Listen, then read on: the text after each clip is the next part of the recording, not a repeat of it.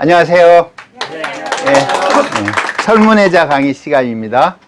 그 전에 이제 설명을 드렸지만 설문해자가 원래 이제 기본인데 설문해자를 알기 위해서는 이렇게 부수를 알아야 되거든요. 부수를 아는 걸 저는 그냥 그림 문자라고 했어요. 왜 그림 문자라고 그랬냐면 구체적인 사물을 보고 어떤 형상을 해서 만들 수도 있지만 내 머릿속에 있는 생각을 사물로 해서 만들 수도 있거든요. 그런 거를 이제 여러 가지로 이제 뭐 설명을 해요. 무슨 문제. 그게 중요한 게 아니라 일단은 어떤 대상을 생각하거나 구체적인 걸 만들어서 그런 문자를 상용화해서 쓰고 그게 현대에까지 아직 쓰여지는 유일한 문자라는 뜻입니다. 그래서 지금도 유용하고 지금도 써야 되고요. 그 다음에 이런 문자에 대해서 우리가 좀 쉽게 접근을 하면 익숙해야만 나중에 글자를 익히는데 더 수월하다고 생각합니다. 그리고 그런 그림 문자에 대해서 좀 더 친근감 있게 갈 수 있도록 이제 만든 강의가 이 강의고요. 그다음에 저는 일단 설문해자 수료자입니다. 설문해자 수료자니까 제가 수료를 했고 자격증도 있으니까 걱정하지 마시고 배우시면 됩니다. 자, 이 글자는 뭘로 보입니까? 그게 이제 교재를 갖고 계신 분들은 교재를 보시면 되는데 상상을 하는 거예요. 왜냐하면은 여기다가 언어가 있고 이제 문자를 만들어서 여기다가 뜻을 집어넣기 위해서는 어떤 모양이 있겠죠. 근데 제가 괜히 이런 문자의 모양을 올려놓은 게 아니죠. 그러니까 이거는 소전체라고 하는 거예요. 그러니까 각골 문자 다음에 나온 거죠. 그러니까 작은 소전체인데 각골 문자하고 지금 있는 해서체하고 중간에 있으면서 가장 가까우면서도 이해가 쉬운 거. 자, 여기 이 유튜브 방송에 오늘 참석한 선생님들 중에 이게 왼쪽 거는 뭘로 보이십니까? 그냥 상상을 하는 거예요. 나뭇가지가 떨어지는 것 같습니다. 네, 그렇게 상상할 수도 있는 거예요. 오른쪽은요? 나무를 주워 담는 거. 네, 나무를 주워 담는 거. 그렇죠? 그러면은 오른쪽 거는 대충 나무 모양으로 이렇게 생각해서 이렇게 따는 거니까 나무에서 열매를 딸 때 뭘로 땁니까, 선생님들? 그렇죠. 그러니까 뭐가 되겠어요? 나무를 따는 거죠. 나무를 따잖아요. 설마 입으로 뭐 그런 분들은 있어요. 근데 입으로 따는 거는 딴다란 얘기를 안 하죠. 우리 인간은 손을 사용하잖아요. 그러니까 이거는 우리가 흔히 말하는 켈체가 되는 거죠. 그럼 왼쪽 거는요? 유사하지만 다르죠. 이게 이제 이거 왜 이 두 문자를 제가 설명을 해드리냐면은 이게 이제 한자가 변화하면서 뜻글자이지만 모양이 비슷한 껴이 뭉치는 거예요. 뭉치니까 뜻이 전혀 다른 걸로 발전을 하는 거예요. 이거는 뭐냐면 짐승의 발자국입니다. 짐승의 발자국. 짐승의 발자국인데 항상 발자국을 남기잖아요. 그 발자국을 요렇게 표시한 거고 위에 있는 요렇게 한 거 있잖아요. 요런 건 생명체라는 뜻이에요. 그러니까 어떤 생명체가 있는 경우에 발자국을 했다라는 거예요. 그죠? 그러니까 이 두 글자는 제가 뭐냐면 이 발자국을 갖고 지금은 발자국 갖고 뭐 하시지는 않죠. 왜냐하면 발자국이 남지를 않잖아요. 아스팔트에 발자국 남는 거 보셨어요? 그러니까 눈이 오면 남잖아요. 옛날에는 눈이 오거나 땅이 질거나 그러면 발자국이 남죠. 그러니까 그 발자국을 갖고 분별하다라는 뜻이 되는 거예요. 그래서 분별할 변입니다, 원래. 분별할 변이고 이쪽은 켈체예요. 손으로 손가락도 5개 그리려니까 힘들잖아요. 그러니까 3개만 그린 거예요.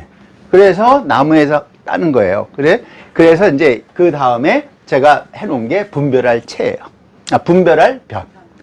그죠? 분별할 변인데 분별할 변 해놓고 뭐예요? 변별하는 것은 짐승의 발가락과 발톱을 분별하는 것이다. 그죠? 옛날에는 말하자면 호랑이가 오든지 돼지가 오든지 뭐 닭이 오든지 하면은 발자국이 남잖아요. 지금은 전혀 문화가 다르죠. 발자국 갖고 뭐가 왔는지 모르잖아요. 그러니까 여기서 나온 겁니다. 그래서 이렇게 변별야 이렇게 써놓은 겁니다. 뜻을. 그리고 밑에다가 상수, 짐승수예요. 예. 짐승수, 수지, 뭐예요? 수, 지조, 분별야. 그죠? 예. 요, 짐승한테는 말하자면, 인간이 직립을 하기 위해서 직립되기 전에 살아보신 분 없죠?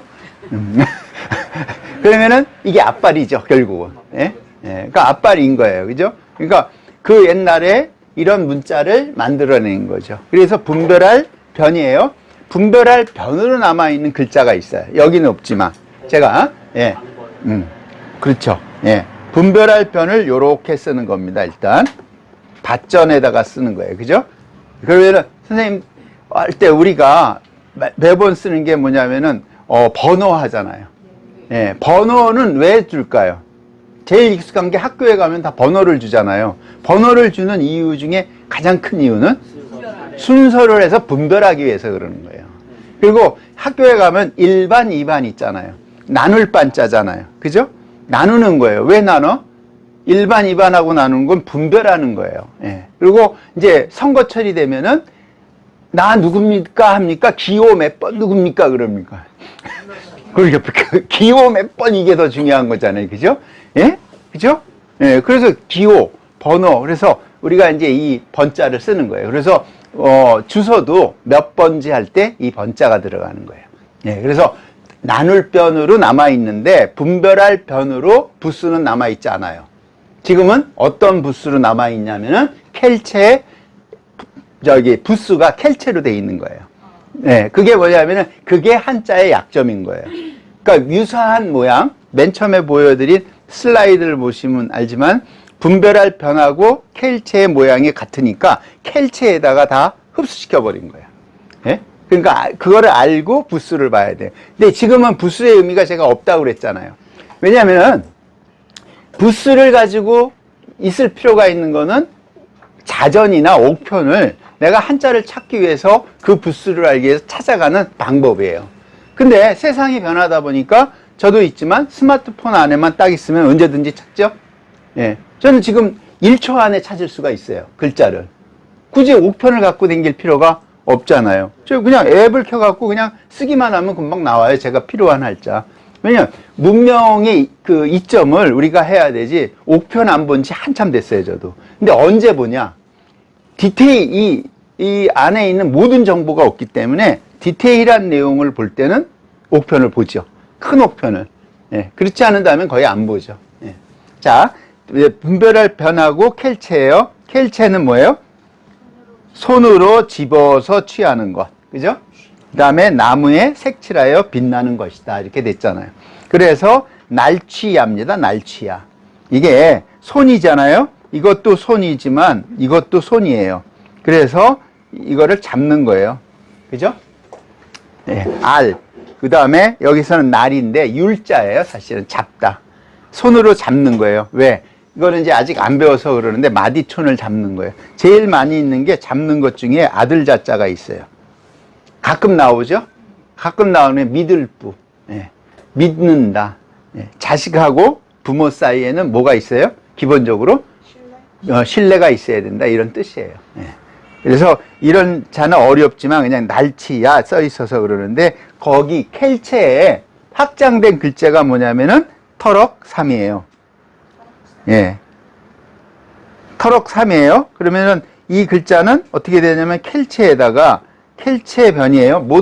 제가 모든 부수나 한자를 다 가르쳐 줄 수는 없는 거예요. 이 시간에. 그러면 켈체에다가 터럭삼을 더하여 문장을 말한다. 그죠? 그죠? 채색 할 때 이 차를 쓰는 겁니다. 예. 그래서 문장야라고 하는 거예요. 채색 또는 뭐예요? 채도라는 글자를 씁니다. 이 터럭삼으로. 예. 근데 터럭삼에서 재밌는 거는 더 좋은 게 이런 글자도 있어요. 이제 터럭삼을 더하면은 이게 이제 한자가 확장이 되는 겁니다. 이런 자를 혹시 보셨나요?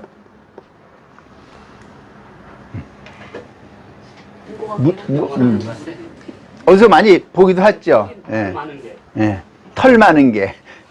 예. 예. 예. 삽살개는 어느 나라 종이에요? 우리나라 종이잖아요. 그러면 이 한자는 누가 만들었겠어요? 예, 그렇죠. 예. 한자는 그 지역적인 특성에 의해서 그 지역에 맞는 한자를 만들어내는 겁니다. 그때 서로 교류하는 거니까. 그러니까 한자도 우리나라에서 만들어진 한자가 있고 저쪽 중국도 서쪽, 우리 흔히 말하는, 우리는 보통은 중심에서 동쪽에 있으면 동이라고 그러잖아요. 그럼 서쪽에 있는 이는 서이라고 그래요. 근데 이제 그죠? 그러니까 남만, 서융이라고 하기도 하지만 서이라고도 하기를 해요. 그러니까 중심을 누가 잡느냐에 따라서 한자를 쓰는데, 서이는 누구냐면은 주나라를 서이라고 표현합니다, 옛날에. 예. 그건 이제 고전을 읽어보시면 아는 거고요. 예. 그러니까 중심을 잡은 사람은 다 변방이 있으면은 그렇게 표현을 해버리는 거예요. 그죠? 예. 그래서 이런 빛난다라는 거예요. 터럭삼이라는 건요. 그러니까 이게 삽살개를 말하는 거예요. 찾아보시면. 예. 그러니까 이런 글자는 없지요. 잘 모르죠. 그러니까 누군가가 만들어내는 거예요. 근데 삽살개를 본 적이 없는 분은 만들어낼까요? 못 만들어낼까요? 못 만들어내죠. 가본 적도 없죠. 예. 지금처럼 여행이 자유롭지 않아요. 어디를 그렇게 가겠어요. 그죠? 예. 자, 그래서 첫 번째 오늘은 뭐냐면은 분별할 변환과 켈체예요. 이런 게 이제 하나씩 진행이 되면서 문장하고 하는 거예요. 그래서 설문해자, 다시 한번 말씀드리지만 요렇게 문장으로 한 거는 설문해자에서 다 얘기를 하는 거예요. 그러니까 부스는 시작은 저희가 상수를 끝내고 이제 분별할 변 켈체를 하지만 이런 부수가 결합된 게 한자다.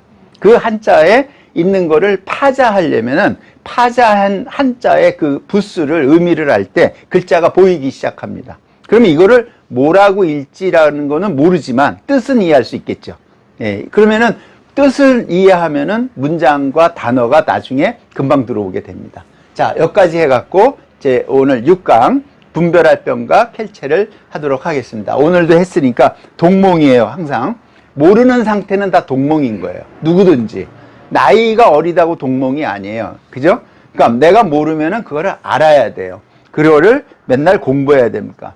그러니까 한자를 모르면 한자를 배우면 되고 다른 걸 모르면 다른 거를 배워야 돼요. 모르는 상태를 동몽이라고 하고요. 일단 분별하는 거하고 켈체를 배우셨으면은 이게 경몽이 되는 겁니다. 예. 그래서 6강 마치고 다음 강의 진행하도록 하겠습니다. 감사합니다.